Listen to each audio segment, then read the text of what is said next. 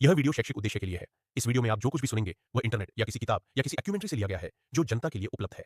इस वीडियो का उद्देश्य कुछ भी न्यायिक और अथवा किसी भी मामले में पूर्वाग्रह और या हस्तक्षेप करने का नहीं है। आईएन क्राइम स्टोरीज चैनल मानता है कि माननीय न्यायालयों द्वारा दोषी साबित होने तक हर कोई निर्दोष है। बुराड़ी कांड, 11 मौतों का रहस्य। नमस्कार दोस्तों, आप सभी का स्वागत है। आज मैं आपको एक ऐसी सच्ची घटना सुनाने जा रहा हूं जो किसी भी इंसान को अंदर तक हिला सकती है। यह कहानी है दिल्ली के बुराड़ी इलाके में हुई उन 11 रहस्यमयी मौतों की जो आज भी एक पहेली बनी हुई है।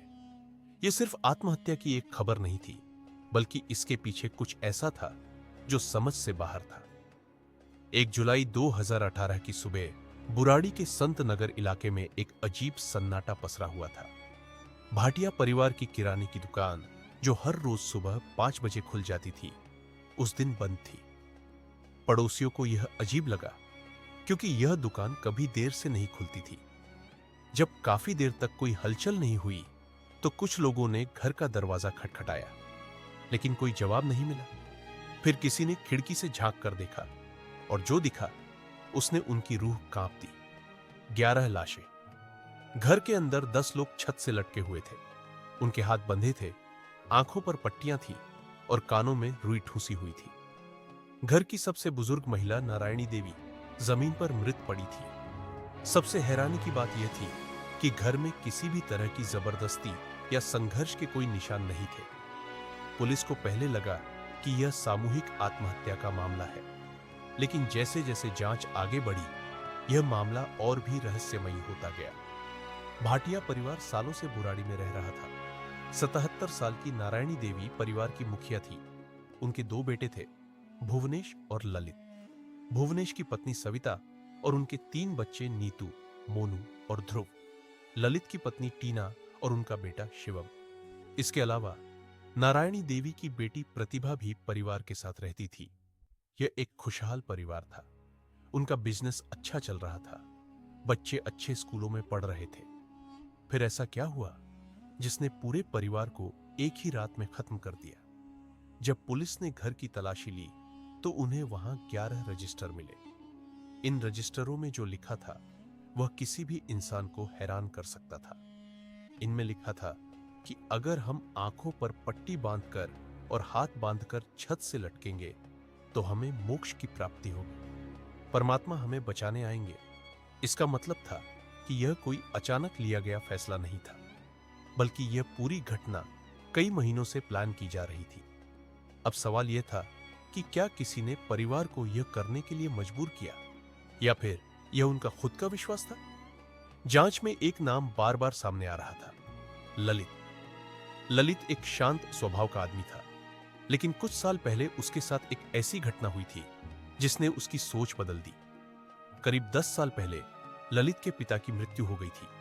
उसके बाद से ललित को लगने लगा कि उसके पिता की आत्मा उससे बात कर रही है। शुरुआत में परिवार को लगा कि यह सिर्फ उसका भ्रम है, लेकिन धीरे धीरे ललित ने पूरे परिवार को इस बात पर यकीन दिला दिया कि उनके पिता उन्हें स्वर्ग का रास्ता दिखा रहे हैं। ललित ने जो भी महसूस किया उसे उसने रजिस्टर में लिखना शुरू कर दिया। परिवार के बाकी सदस्यों ने भी उस पर भरोसा करना शुरू कर दिया। रजिस्टरों में लिखा था कि अगर वे एक खास अनुष्ठान करेंगे तो वे एक नए जीवन में प्रवेश करेंगे। यह सिर्फ एक प्रक्रिया है, इससे किसी को नुकसान नहीं होगा। 30 जून 2018 की रात परिवार के सभी सदस्य सामान्य दिन की तरह अपने कामों में व्यस्त थे। रात के करीब 10 बजे उन्होंने अपने घर का दरवाजा अंदर से बंद कर लिया। इसके बाद उन्होंने रजिस्टर के निर्देशों का पालन किया। हाथ बांध लिए, आंखों पर पट्टी लगा ली और एक एक करके छत से झूल गए। उन्हें पूरा भरोसा था कि यह बस एक प्रक्रिया है और कुछ ही देर बाद सब कुछ पहले जैसा हो जाएगा। लेकिन जब कुछ मिनटों बाद उनका दम घुटने लगा, तब शायद उन्हें एहसास हुआ कि उन्होंने क्या किया है। लेकिन तब तक बहुत देर हो चुकी थी। पुलिस की जांच में यह साफ हो गया कि यह हत्या नहीं थी, कोई जबरदस्ती नहीं हुई थी, किसी ने बचने की कोशिश नहीं की थी। घर के अंदर किसी बाहरी व्यक्ति के घुसने के निशान नहीं थे। इस केस ने मनोवैज्ञानिकों और विशेषज्ञों को भी चौंका दिया। कई लोगों का मानना था कि यह शेयर्ड साइकोटिक डिसऑर्डर का मामला था, जिसमें एक व्यक्ति ललित का भ्रम पूरे परिवार में फैल जाता है। यह घटना सिर्फ एक परिवार की त्रासदी नहीं थी, बल्कि यह समाज के लिए एक आईना भी थी। जब 1 जुलाई 2018 को बुराड़ी में एक ही परिवार के 11 लोगों की रहस्यमयी परिस्थितियों में मौत की खबर सामने आई, तो पूरे देश में सनसनी फैल गई। यह मामला शुरू में एक सामूहिक आत्महत्या की तरह दिखा, लेकिन जैसे जैसे जांच आगे बढ़ी, इसमें कई चौंकाने वाले तथ्य सामने आए। भाटिया परिवार, जो इस घटना का केंद्र था, एक सामान्य, खुशहाल और आर्थिक रूप से स्थिर परिवार माना जाता था। परिवार में 77 वर्षीय नारायणी देवी, उनके बेटे भुवनेश और ललित, भुवनेश की पत्नी सविता, उनके 3 बच्चे नीतू, मोनू और ध्रुव, ललित की पत्नी टीना और उनका बेटा शिवम और नारायणी देवी की बेटी प्रतिभा शामिल थे। इनकी मौत से पहले कोई बड़ी पारिवारिक समस्या या आर्थिक तंगी की खबर नहीं थी।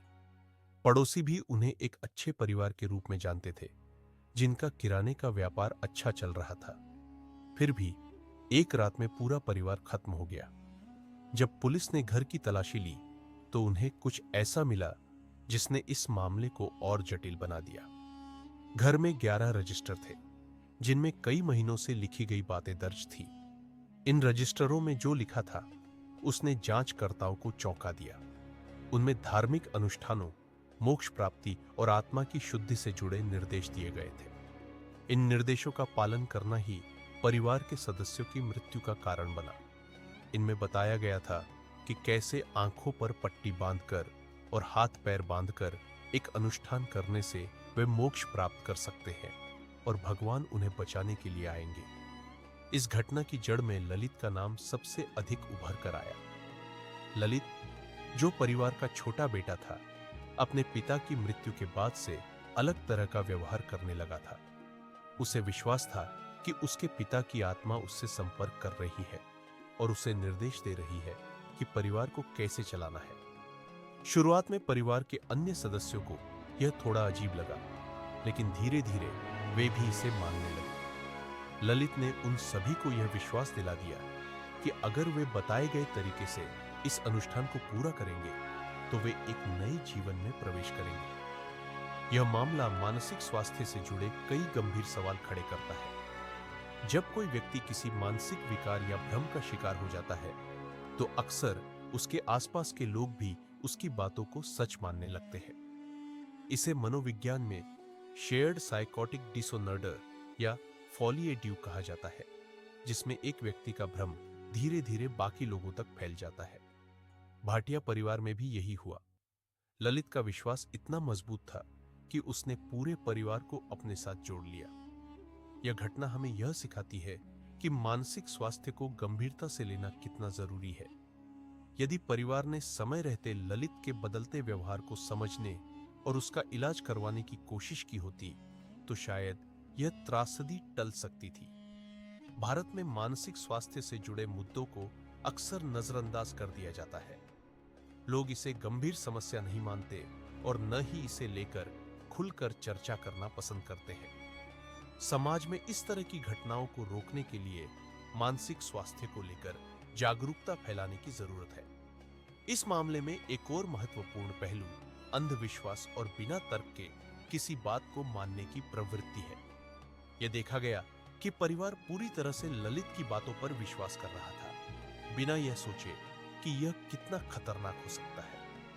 अंधविश्वास का असर इतना गहरा हो सकता है कि लोग अपने तर्क और समझदारी को खो बैठते हैं। परिवार ने बिना किसी सवाल के इन निर्देशों का पालन किया, क्योंकि वे पूरी तरह से यह मान चुके थे कि इससे उन्हें मोक्ष मिलेगा। अगर इस परिवार में कोई ऐसा व्यक्ति होता जो इन बातों पर सवाल उठाता, जो इस विचारधारा को चुनौती देता, तो शायद यह घटना नहीं होती। लेकिन सामूहिक सोच का प्रभाव इतना मजबूत था कि सभी ने इसे सत्य मान लिया। यह घटना हमें यह भी सिखाती है कि किसी भी बात को आंख मूंद कर मानने से पहले हमें उसे तर्क और विज्ञान की कसौटी पर परखना चाहिए। समाज को चाहिए कि वह मानसिक स्वास्थ्य से जुड़ी समस्याओं को गंभीरता से ले और इस बारे में अधिक खुलकर चर्चा करे।